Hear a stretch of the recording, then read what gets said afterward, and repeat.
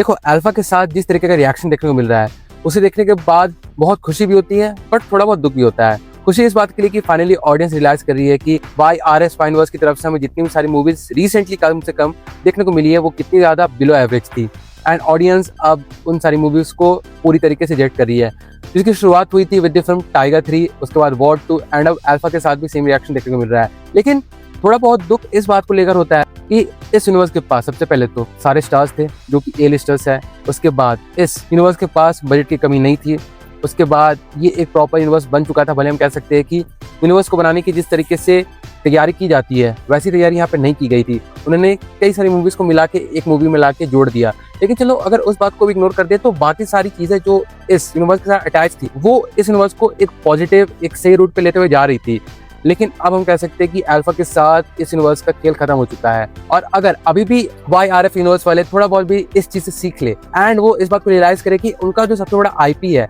वो ये है कि उनके यूनिवर्स में A-लिस्टर्स एग्जिस्ट करते हैं, ठीक ना। और अगर वो उन सारे एक्टर्स को लेके एक क्रॉसओवर, प्रॉपर क्रॉसओवर वाली मूवी बना दे एंड इस बार वो सारी बातों को ध्यान रखे कि किस तरीके से उन्हें अपनी कहानी में किसी भी तरीके का कोई भी बिन मतलब का चेंजेस नहीं करना है ऑडियंस के लाइक सडन टेस्ट को देखकर, जिस तरीके से अल्फा में किया गया धुरंधर के टेस्ट को देखकर। जबकि अल्फा काफी पहले शूट हो चुकी थी, लेकिन रीशूट करने के चलते एंड बॉबी देओल के कैरेक्टर को पूरी तरीके से चेंज करने के चलते हम कह सकते हैं कि अब जो रिएक्शन देखने को मिल रहा है इस मूवी की तरफ, उसे देखने के बाद सब लोग ये कह सकते हैं कि हाँ, रीशूट्स हुए थे एंड वो बॉबी देओल के कैरेक्टर को लेकर ही हुए थे। बट अभी भी मैं जैसे कह रहा हूँ ना कि अभी भी इस यूनिवर्स के पास थोड़े बहुत चांसेस है कि अगर वो एक प्रॉपर क्रॉसओवर मूवी लेके आते हैं एंड वो सारी फालतू चीजों को इग्नोर कर दे, फालतू जेनरिक चीजों को इग्नोर कर दे, जिस तरीके से वो अपने एक्ट्रेसेस को बिकनी में दिखाते हैं, जिस तरीके से गाने बेमतलब के डाले जाते हैं, अगर उन सारी बातों को इग्नोर कर दे and aura farming, Salman Khan, Hrithik Roshan, Shahrukh Khan, इन सारे एक्टर्स का ऑरा इस लेवल का है कि अगर उन्हें अच्छी तरीके से प्रेजेंट किया जाए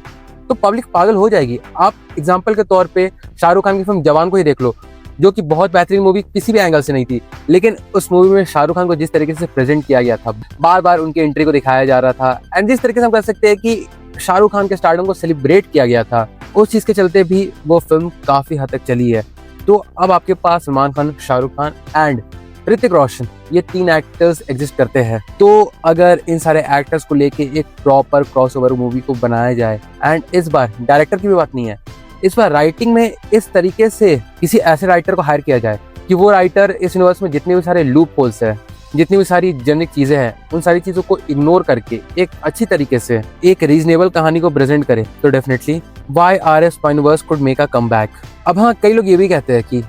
हमने धुरंधर को देखा है, ठीक ना, और धुरंधर भी सेम जॉनर में पड़ती है। तो अगर YRF यूनिवर्स को आगे खुद को एक अच्छी तरीके से एक स्पाई यूनिवर्स में तब्दील करना है, ढालना है, तो उन्हें धुरंधर से कई सारी चीज़ों को सीखना पड़ेगा। लेकिन आप खुद ही देखो कि कई सारी मूवीज हॉलीवुड में भी एग्जिस्ट करती है जो कि स्पाई जॉनर में आती है। सारी मूवीज का ट्रीटमेंट एक तरीके का नहीं होता है। कई सारी ऐसी मूवीज होती है जो कि फन स्पाई थ्रिलर मूवी होती है, कई सारी ऐसी मूवीज होती है जो कि अपनी कहानी को, अपने सीन्स को, अपनी एक्टिंग को बहुत ज़्यादा ग्राउंडेड रखती है, और कई सारी ऐसी भी स्पाई वाली मूवीज आती है जो कि हेविली एक्शन पे रिलाई करती है। तो बॉलीवुड में हम उस तरीके की चीज़ों को एक्सपेक्ट कर सकते हैं। हाँ, बस शर्त ये है कि यहाँ पर पाकिस्तान वाले लव एंगल को इग्नोर करना पड़ेगा, क्योंकि अब पब्लिक अच्छी तरीके से समझ गई है कि किस तरीके से किस चीज को शुगर कोट करके दिखाया जा रहा है एंड किस तरीके से किस चीज को कौन सी आइडियोलॉजी के अकॉर्डिंग बेचा जा रहा है। एंड जहाँ तक हम जानते हैं एंड जहाँ तक हम समझते हैं कि YRS यूनिवर्स एक ऐसा यूनिवर्स है जिसे हम बहुत ज्यादा सीरियस नहीं ले सकते। मतलब यहाँ पर हमें 2 एक्टर्स साथ में गाना गाते हुए, डांस करते हुए देखने को मिल सकते हैं। यहाँ पर एक्टर्स किसी एक्टर्स के साथ रोमांस करते हुए हम देख सकते हैं, एक्शन करते हुए देख सकते हैं, देशभक्ति दिखाते हुए भी हम देख सकते हैं। लेकिन ये यूनिवर्स कभी भी ग्राउंडेड नहीं हो सकता है। तो अचानक से सारी चीजों को ग्राउंडेड कर देना वो यूनिवर्स के साथ मैच नहीं हो पाएगा। एंड अगर वो चीज की जाएगी तो जितने भी सारे मूवीज अभी तक एग्जिस्ट करते हैं इस यूनिवर्स में, उन सारी मूवीज को सबसे पहले तो इग्नोर करना पड़ेगा, या फिर इस पूरी यूनिवर्स को शुरुआत से रीशेप करना पड़ेगा, या फिर तो इस पूरे यूनिवर्स को रीस्ट्रक्चर करना पड़ेगा, रीशिप करना पड़ेगा नई सारी मूवीज के साथ, जो कि पॉसिबल नहीं लगता है, क्योंकि इस यूनिवर्स की IP ऑलरेडी सेट है कि इस यूनिवर्स में ये सारे एक्टर्स एग्जिस्ट करते हैं, ये उनके नाम है, ये सारी उनकी मूवीज है। तो इन सारी की सारी चीजों को इग्नोर करके इस यूनिवर्स को एक नए सिरे से बनाना वो भी ऑलमोस्ट इम्पॉसिबल है। लेकिन अगर फिर भी समराइज किया जाए कि एक्चुअली में YRS यूनिवर्स के साथ क्या सारी चीजें गलत हो रही है, तो उसका जो सबसे पहला एग्जांपल आएगा वो ये है कि YRS यूनिवर्स वाले सुधरना जानते हैं। मतलब वो कम से कम अपनी कहानियों में चेंजेस लाना जानते हैं ऑडियंस के टेस्ट के अकॉर्डिंग। लेकिन वो इतना सडन होता है, इतना एब्रप्ट होता है कि उस चीज को ऑडियंस पचा ही नहीं पाती है। जिसका एग्जांपल मैंने अभी बताया कि धुरंधर के आने से पहले अल्फा की शूटिंग ऑलमोस्ट कंप्लीट हो चुकी थी, ठीक ना, एंड उस मूवी की रिलीज डेट भी अनाउंस हो गई थी। लेकिन जब मेकर्स ने देखा कि धुरंधर को इस तरीके से लोग परसीव कर रहे हैं, जहाँ पर इनिशियली तो इस फिल्म का जो रिएक्शन देखने को मिला था या फिर बॉक्स ऑफिस कलेक्शन जो देखने को मिला था वो बहुत ज्यादा एक्स्ट्रा ऑर्डिनरी नहीं था, ठीक ना, लेकिन धीरे धीरे करके जब इस फिल्म के बॉक्स ऑफिस कलेक्शन में डिक्लाइन नहीं सिर्फ राइज देखने को मिला, तो वहां पर से जिस तरीके से ऑडियंस का टेस्ट हुआ, तो YRF यूनिवर्स वाले डेफिनेटली समझ गए कि हमारी फिल्म नहीं चल सकेगी अगर हम उसी टिपिकल नॉर्म्स को फॉलो करें जिस तरीके से हम आज तक अपनी फिल्मों में कई सारी चीज़ों को दिखाते हुए आ रहे हैं। और जो कि देखा जाए तो एक अच्छी बात है कि चलो उन्होंने इस चीज़ को अच्छी तरीके से लिया एंड उन्होंने सोचा कि हमें चीज़ें बदलनी पड़ेगी, लेकिन वो सारी चीज़ें वो लोग इतने एब्रप्ट वे में अपनी फिल्म में पुट करेंगे उसका आइडिया तो किसी को नहीं था। और इसी कारण की वजह से अगर आप फिल्म को पूरी तरीके से देखो, मतलब अल्फा को पूरी की पूरी देखो, ठीक ना, तो बिफोर फर्स्ट हाफ फिल्म एक डायरेक्शन में जाते हुए नजर आती है, लेकिन आफ्टर सेकंड हाफ फिल्म इस तरीके से अपने डायरेक्शन को चेंज करती है कि आगे कुछ भी समझ में नहीं आता है एंड कई सारे सवाल हमारे दिमाग में आने लगते हैं कि अगर बॉबी देओल का कैरेक्टर का मोटिवेशन ये था, वो एक्चुअली में एक पाकिस्तानी स्पाई था, तो वो अल्फा के प्रोग्राम से बनाई गई पहली सुपर सोल्जर जो कि थी सीता, उसे डेफिनेटली पाकिस्तान के लिए एक टूल की तरह यूज कर सकता था, जहां पर वो उसे इंडिया के अगेंस्ट बना सकता था। एंड ये एक अच्छी कहानी होती, मतलब जिस तरीके से YRF स्पाई यूनिवर्स आज तक बनते बनाते हुए आया है एंड जिस तरीके से वो अपनी कहानी को दिखाता है, जहां पर वो पाकिस्तान का एंगल जरूर से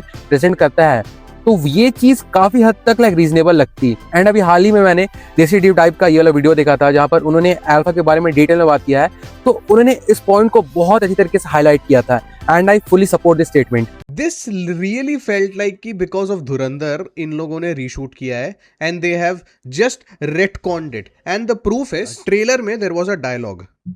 इंडिया ने अल्फा की कदर करनी छोड़ दी थी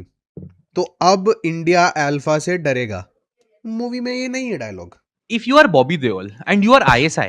why would you not train Alia to be Pakistani? You are in charge of raising her. Just tell her कि ये ISI अच्छे लोग हैं, ये रॉ ये सब खराब लोग हैं, आप उसको ऐसा बड़ा करो। हाँ। ऐसा क्यों बड़ा कर रहा है कि इंडियन ही है वो और देश के लिए ही सैक्रिफाइस करना है? ब्रो तू तो फिर तो क्या एजेंट है तू भाई? नहीं, क्योंकि लास्ट मोमेंट में ऐड किया ना ये plot point. Exactly, more proof. This is what you should have done. और इसीलिए आज के टाइम पे जो हमें देखने को मिल रहा है अल्फा के साथ बॉक्स ऑफिस पे, भले YRF स्पाई यूनिवर्स वाले कह रहे हैं, मतलब YRF वाले कह रहे हैं कि they are very happy with the result that they are getting, मतलब वो कंप्लीटली सेटिस्फाइड है जिस तरीके के बॉक्स ऑफिस कलेक्शन उन्हें देखने को मिल रहा है उससे। पर लोग अपना दुख तो लोगों के सामने नहीं बताते हैं, वो अपने फेलियर को भी सक्सेस की तरह ही प्रेजेंट करते हैं एंड फिल्म इंडस्ट्री में ये चीज़ काफ़ी ज़्यादा आम हो चुकी है। बट छोड़ो, हाँ, अगर इस बात को इग्नोर करें एंड हम इस चीज़ को समराइज करें कि एक्चुअली में अभी भी किस तरीके से YRF स्पाई यूनिवर्स संभल सकता है, सुधर सकता है, किस तरीके से अपने कैरेक्टर्स को सीरियसली ले सकता है, किस तरीके से अपनी कहानी में चेंजेस ला सकता है, वो भी ऑल ऑफ अ सडन नहीं, वक्त लेकर, तब हम कह सकेंगे कि आगे भी इस यूनिवर्स का जो फ्यूचर वो ब्राइट हो सकता है। But for now YRF spy universe is already doomed, या फिर हम ये भी कह सकते हैं कि this universe is beyond saving point. पर फिर भी चलो, ये जो भी बातें मैंने इस वीडियो में कही है वो तो मेरा फिर से अपना एक पर्सनल ओपिनियन है। अगर इस बारे में आपका भी कुछ सोचना है, मतलब आपके दिमाग में कोई थॉट है कि ये यूनिवर्स इस चीज़ को सुधार के बच सकता है और कुछ सारे चेंजेस को करने के बाद यूनिवर्स वापस रिवाइव हो सकता है, तो उन सारे पॉइंट्स को आप कमेंट सेक्शन में लिखकर जरूर से बताइएगा। मैं फॉर श्योर जानना चाहूंगा कि आपके थॉट्स किस तरीके के हैं, so do drop your views in the comment section. और हाँ, बाकी फिर चलिए मिलते हैं बहुत जल्द एक और नए वीडियो के साथ, तब तक के लिए बाय।